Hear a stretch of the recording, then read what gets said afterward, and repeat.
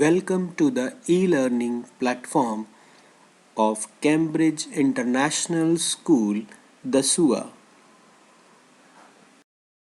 This session is for the subject of accountancy for grade 12th commerce.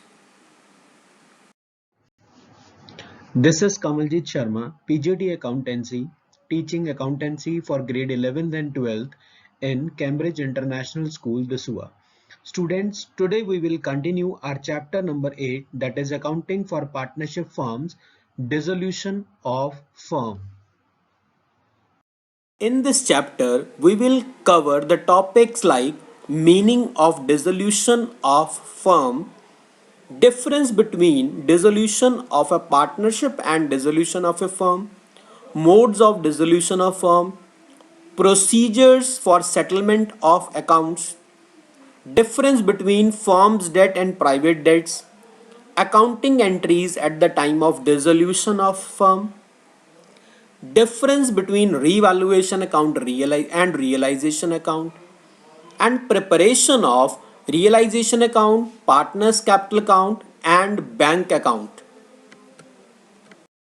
So, dear students, in the previous session, we discussed a few example questions. Today, we will do more practical questions to understand the topic. Let us revise the formats of the ledgers, that is realization account, partners capital account, cash or bank account. So let us start with realisation account. अब आप एक बार देखो कि जब हम balance sheet बनाते हैं तो बैलेंस शीट में लेफ्ट हैंड साइड पे हमारी लाइबिलिटीज होती हैं और राइट हैंड साइड पे हमारी एसेट्स होती हैं। सबसे पहले आपने क्या करना है, किसी भी एक तरफ से स्टार्ट कर लेते हैं। Late us start with the liability side. सबसे पहले जितनी भी लाइबिलिटीज लेफ्ट हैंड साइड पे आउटसाइडर लाइबिलिटीज हैं वो सारी आप क्रॉस ट्रांसफर करेंगे। आप याद करो जो जर्नल एंट्री मैंने सिखाई लाइबिलिटीज क्लोज करने की, उसकी जर्नल एंट्री क्या मैंने आपको बताई कि लाइबिलिटीज का क्रेडिट बैलेंस होता है। जब आप उसको क्लोज करेंगे तो लाइबिलिटीज को डेबिट करेंगे, तो जर्नल एंट्री बनेगी liabilities account debit to realisation account. It means liabilities account में तो डेबिट में आएगा बट रियलाइजेशन अकाउंट में बाय लाइबिलिटीज आएगा। तो अब आप ये बात देखो, मैंने यहां पर क्या लिखा हुआ है, बाय लाइबिलिटीज लिखा हुआ है। तो अब आप एक तरीके से अगर आप एंट्रीज याद नहीं भी कर पाते हैं तो आप एक बात समझें कि जो भी प्योर लाइबिलिटीज हैं, जैसे यहां पर एक बिल्स पेबल है और एक सन्ड्री क्रेडिटर्स है, अब ये दोनों की दोनों लाइबिलिटीज आपने क्रॉस साइड पे ट्रांसफर कर देनी है। मैंने इनको यहां पर ट्रांसफर कर दिया। यहां पर बाय सन्ड्री लाइबिलिटीज देखो क्लियरली लिखा है एक्सक्लूडिंग पार्टनर्स कैपिटल अकाउंट। क्यों? क्योंकि पार्टनर्स का कैपिटल अकाउंट अलग से बनेगा। लोन फ्रॉम पार्टनर, उसकी ट्रीटमेंट अलग से होगी। रिजर्व्स अनडिस्ट्रीब्यूटेड प्रॉफिट है, कभी भी रिवैल्यूएशन अकाउंट रियलाइजेशन अकाउंट में जाएगा ही नहीं। रिजर्व्स एक्यूमुलेटेड प्रॉफिट ये सब कहां चले जाएंगे, ये पार्टनर्स कैपिटल अकाउंट में डिस्ट्रीब्यूट हो जाएंगे। अब आप देखो मैंने यहां पर रिजर्व फंड जो है इसको छोड़ दिया और किसको छोड़ दिया, तीनों की तीनों पार्टनर्स के कैपिटल को छोड़ दिया यहां पे। अब आप एक बात देखो, हमने यहां पर क्या लिखा हुआ है, to sundry asset excluding cash या बैंक, क्योंकि कैश और बैंक का अकाउंट बनेगा। फिक्टिशियस एसेट्स जो एक्चुअल में एसेट्स है ही नहीं, for example deferred revenue expenditure, capital losses, so accumulated losses, debit balance of partners capital account, current account, loans to partner, ये सारी चीजें आपने जो है ये सब जो चीजें लिखी हुई हैं ये सब चीजें आपने छोड़ देनी है। इनके अलावा जो प्योर बेसिकली सन्ड्री एसेट्स हैं वो सब, फॉर एग्जांपल जैसे डेटर्स हो गए, जैसे स्टॉक हो गया, जैसे मोटर वैन्स हो गई, जैसे फर्नीचर हो, प्लांट एंड मशीनरी हो गया और फैक्ट्री बिल्डिंग्स होगी। ये सारी की सारी जितनी भी एसेट्स यहां पर आपको नजर आ रही हैं, ये सारी की सारी एसेट्स मैंने यहां पर इस तरह से इस तरफ क्रॉस कर देनी है। यहां मैंने इसको लिख दिया। अब मतलब लेफ्ट से राइट में लाइबिलिटीज चली गई और राइट से लेफ्ट में एसेट्स चली गई। अब एसेट्स में एक बात आप देखो, यहां पर मैंने क्या छोड़ दिया, आपने ध्यान दिया होगा मैंने प्रोविजन का नाम नहीं लिया।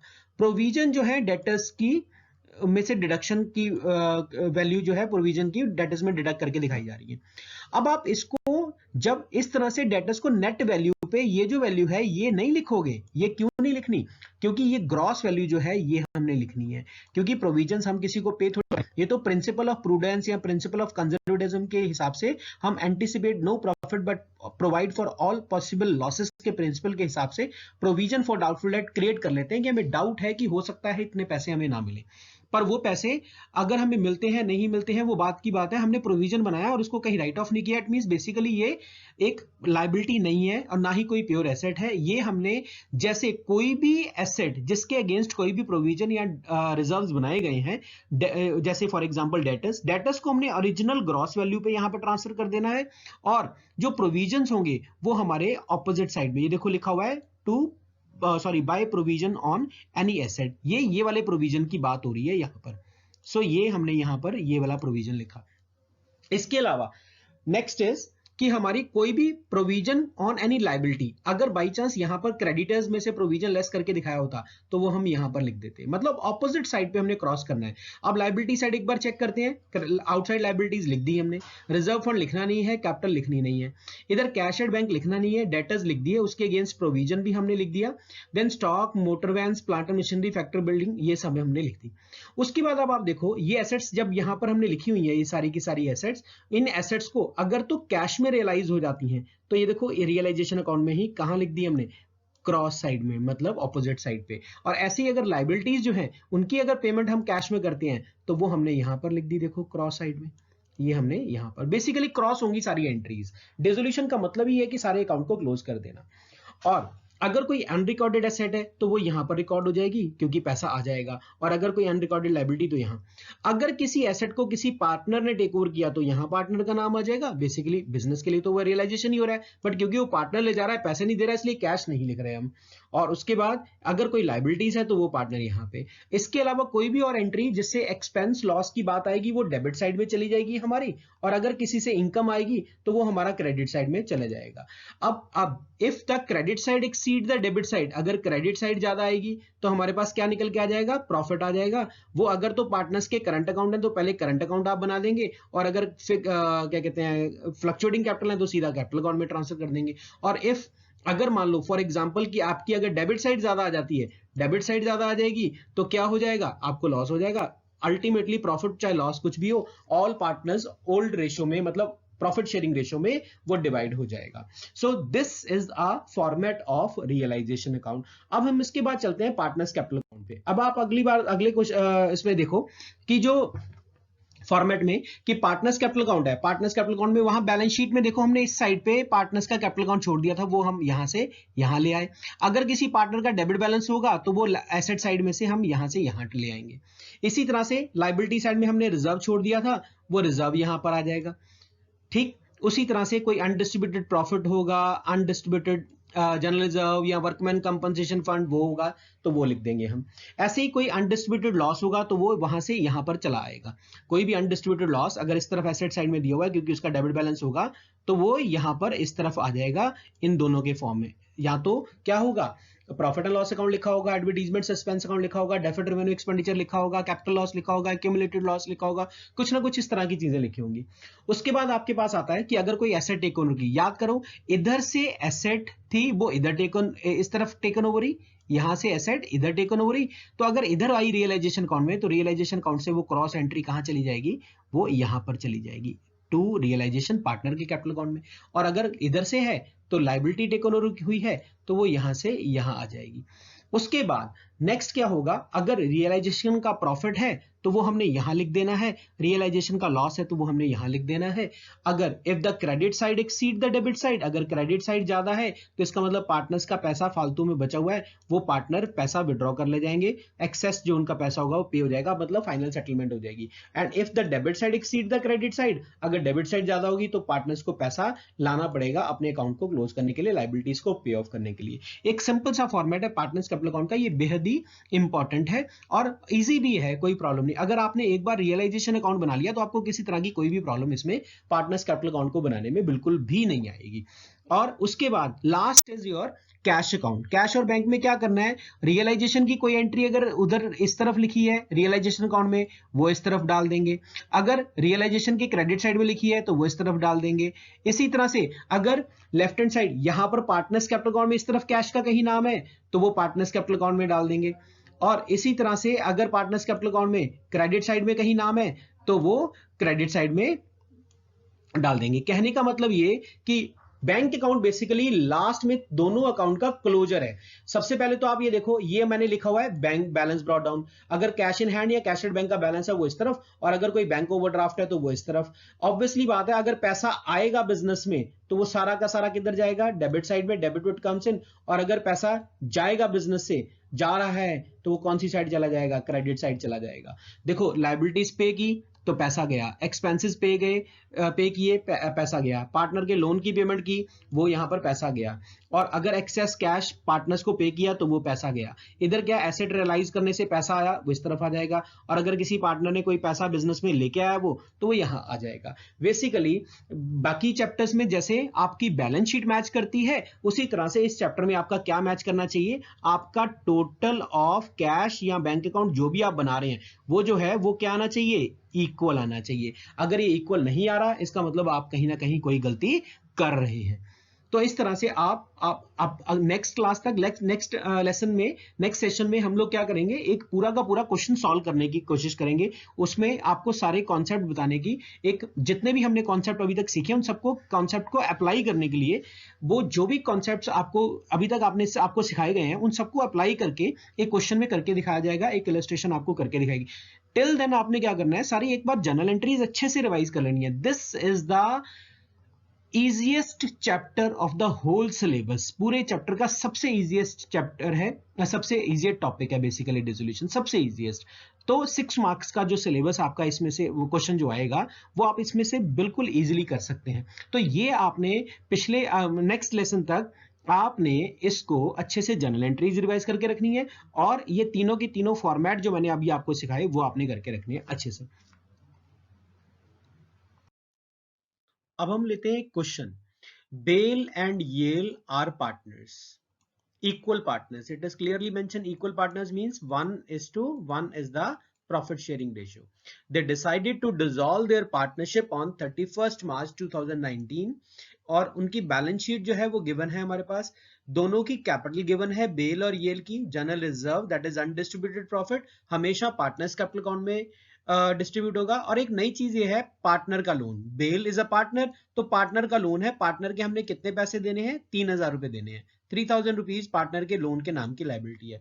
क्रेडिटर है 14,000 रुपीज के आउटसाइड लाइबिलिटी। तो अगर देखा जाए तो मोटा मोटा लाइबिलिटीज में से सिर्फ और सिर्फ क्रेडिटर्स जो है वो रियलाइजेशन में ट्रांसफर होंगे। एसेट साइड में बिल्डिंग्स हैं, ये ट्रांसफर हो जाएंगी, मशीनरी ट्रांसफर हो जाएगी, फर्नीचर भी ट्रांसफर होंगे, डेटर्स भी ट्रांसफर होंगे, स्टॉक भी ट्रांसफर होगा। बैंक ट्रांसफर नहीं होगा, बैंक क्योंकि अपने आप में अकाउंट बनेगा, बैंक ट्रांसफर नहीं होगा। एसेट रियलाइज हुई, स्टॉक 22,000 रुपए का रियलाइज हुआ, डेटर 7,500 में रियलाइज हुए, मशीनरी 16,000 रुपए में, बिल्डिंग 35,000 रुपए। और येल जो कि एक पार्टनर है वो कह रहा है कि फर्नीचर मुझे दे दो, मैं ले जाना चाहता हूं 9,000 रुपए में।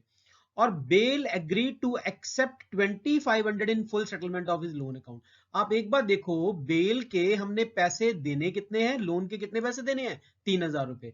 अब वो हमने उसके 3,000 रुपए जो देने हैं, वो 3,000 रुपए में से कितने पैसे एग्री कर रहा है कि कितने मुझे दे दो, 2,500 रुपीज वो हमें कह रहा है कि वो मुझे दे दो। मतलब ये कि वो हमें एक तरीके से 500 रुपए का बेनिफिट दे रहा है, 500 रुपीज का। अब देखो, जो एक्चुअल में पार्टनर का लोन है वो तो सीधा 3,000 लोन अकाउंट में ही बनेगा। अब पेमेंट हो रही है 2,500 रुपए, वो सीधा बैंक अकाउंट से करेंगे। जो गेन हो रहा है हमें रीपेमेंट पे 500 रुपए, सिर्फ यही 500 रुपए रियलाइजेशन अकाउंट में आएगा। इसके अलावा डिसोल्यूशन एक्सपेंसेस 2,500, और यहां क्वेश्चन में क्लियरली लिख दिया, एक रियलाइजेशन अकाउंट बनाओ, पार्टनर्स कैपिटल अकाउंट बनाओ, बेल का लोन अकाउंट भी बनाओ और बैंक अकाउंट भी बनाओ। जब इस तरह से चार नाम क्लियरली लिखे हैं तो हमें ये चारों के चारों लेजर्स बनाने ही पड़ेंगे। अब हम स्टार्ट करते हैं रियलाइजेशन अकाउंट से।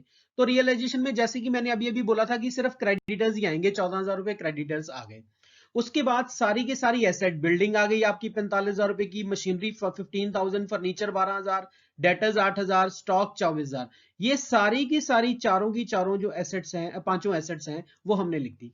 अब इनके बारे में नीचे गिवन था कि स्टॉक रियलाइज हो गया 22,000 रुपए का, डेटर्स रियलाइज हो गए 7,500 रुपए के, मशीनरी रियलाइज हो गई 16,000 रुपए की, और बिल्डिंग्स रियलाइज हो गए 35,000। टोटल हो गया आपका 80,500 ये रियलाइज हो गए, दैट्स इट। अब उसके बाद हमारे पास क्या आता है कि क्रेडिटर्स की पेमेंट के बारे में कुछ नहीं लिखा, तो full payments to be made, last वाले सेशन में भी आपको बताया था। और क्वेश्चन में लिखा हुआ है क्लियरली कि एक्सपेंसेस जो है वो 2500 रुपए के आए, 2500 रुपए की पेमेंट कर दी। ये जो मैं बात आपको बता रहा था कि बेल के लोन पे जो प्रॉफिट हो रहा है 500 रुपए का, वो 500 रुपए का प्रॉफिट ही सिर्फ हम यहाँ पे लिखेंगे। और ये जो है फर्नीचर टेक ओवर कर गया। अब debit side exceed the credit side, debit side जो है वो आपकी ज्यादा है, तो क्रेडिट साइड आपकी क्या है, कम है। क्रेडिट साइड कम है तो ऑब्वियसली यहां पर क्या आ जाएगा, लॉस आ गया 16,500 रुपए का। ये लॉस उन्होंने अपनी प्रॉफिट शेयरिंग रेशो में डिस्ट्रीब्यूट कर दिया। अब आपके पास आता है capital account. Partners capital account में क्या आएगा कि पार्टनर्स कैपिटल अकाउंट में सबसे पहले तो ये बैलेंस गिवन है 50,000 40,000 रुपए। जनरल रिजर्व हमेशा ओल्ड पार्टनर्स ओल्ड रेशियो में डिस्ट्रीब्यूट होगा। उसके बाद रियलाइजेशन का लॉस जो कि क्लियरली अभी हमने कैलकुलेट किया, ये फर्नीचर लेके जा रहा है और कुछ भी नहीं है। अब आप बेल का टोटल करो तो 54,000 आता है, जबकि यहां पर सिर्फ 8250 है। तो ये this is the final payment to Bell, Bell इतने पैसे ले जाएगा। येल का क्रेडिट साइड का टोटल 44,000 आ रहा है, जबकि यहां पर ये 9 और 8 17,250। तो मिसिंग फिगर जो 26,750 है, ये लिए भी टेक ओवर कर लेगा। उसके बाद आता है हमारा बैंक अकाउंट। बैंक अकाउंट में पहले से ही to balance brought down balance है हमारे पास 11,000 रुपए का, और रियलाइजेशन अकाउंट अगर आप चेक करें तो आपकी एसेट रियलाइज हुई है 80,500 रुपए की। उसके बाद बेल के लोन की पेमेंट भी हमने की है, क्रेडिटर्स और एक्सपेंसेस की पेमेंट की है, और ये जो 46,500 है वो यहां से आया है हमारे पास, और जो 26,750 है वो हमारे पास यहां से आया है। जब हमने बैंक अकाउंट का टोटल किया तो हमारा बैंक अकाउंट मैच कर गया 91,500 रुपीज में, ये मैच हो गया। तीन ये लेजर तो बनते ही बनते हैं हर किसी तरह के क्वेश्चन में। अब इसके अलावा इस क्वेश्चन में एक एक्स्ट्रा चीज मांगी गई जो कि बेल का लोन अकाउंट, वो हम लोन अकाउंट अब बनाएंगे। देखो आप loan account, so this is the Bell's loan account. Bell के लोन अकाउंट में आपने देखो बेल के कितने पैसे देने थे, बेल के loan is a liability, liabilities have credit balance, by balance brought down 3,000 रुपए। उसमें से पेमेंट कितनी करी हमने 2500, 500 रुपए का क्या हमें रीपेमेंट पे फायदा हुआ। तो इस तरह से आपका 3,000 का जो लायबिलिटी थी उसकी सेटलमेंट 2500 में हुई, 500 रुपए का आपको फायदा हुआ, ये हमने रियलाइजेशन में लिखा। ये बेल का एक छोटा सा लोन अकाउंट, ये अक्सर बनाने के लिए आ भी जाता है, आप इसको ध्यान से समझ लें। तो तीन लेजर हमारे कंपलसरी है, realisation account, partners capital account और कैश या बैंक अकाउंट। इसके अलावा अगर कोई और अकाउंट बनाने के लिए आएगा तो आपके पास बेल्स मतलब पार्टनर्स लोन अकाउंट, जैसा कि हमने इसी तरह छोटा सा इस तरह से होता है। ये 2-3 एंट्री से ज्यादा इसमें एंट्रीज नहीं आती, तो आप इसको ध्यान से देखें।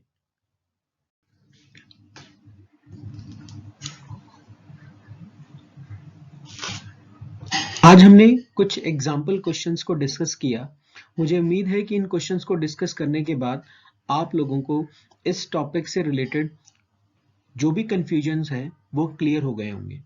नेक्स्ट सेशन में हम कुछ और इलस्ट्रेशंस करेंगे जिनसे ये चैप्टर आपको अच्छे से आ जाए।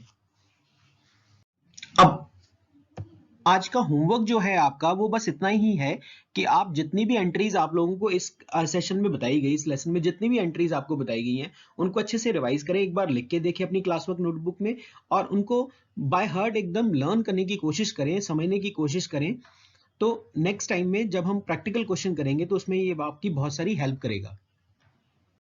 इन the next session we will continue our next topic. Till then, dear students, to stop the COVID-19, stay home. If you don't think about yourself, think about your loved ones. So stay home, please. But study regularly.